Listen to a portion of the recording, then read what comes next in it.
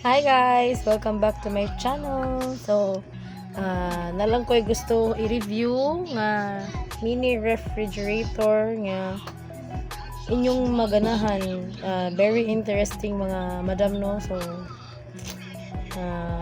let's find out.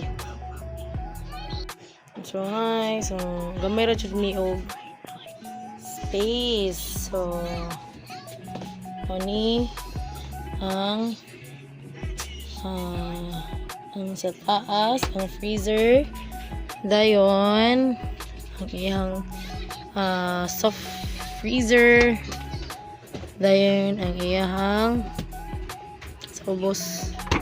So very convenient kayo kay medyo gamay ra gid siya, like diri ra jud nakaputok. Nice gid siya mga madam, mapalit gud siya sa barato nga presyo, mga 7K plus lang gud siya mga madam. Then very affordable jud madam, kayang-kaya jud. Then maauto siya mga madam, no? So very ko ano jud siya. Ako siya gitry og check sa una nga adlaw.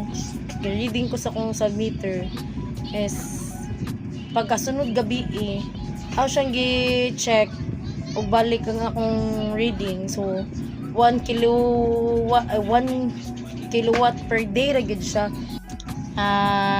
Mga madam, pasensya kay mo sa kung kuan karon kanang aurahan kay not feeling well magud ko karon. So ganahan na jud ko mag-vlog kay mao na ka para dili ta maluya inana. So get well soon nako sa akong baby.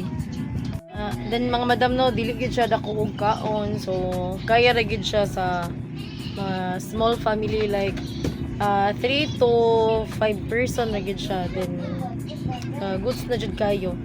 Then dili na siya sponsor mga madam, ha, it's my own experience ra gyud ni mga madam. Then alam niyo inyong kanon pero nice gid siya gamiton.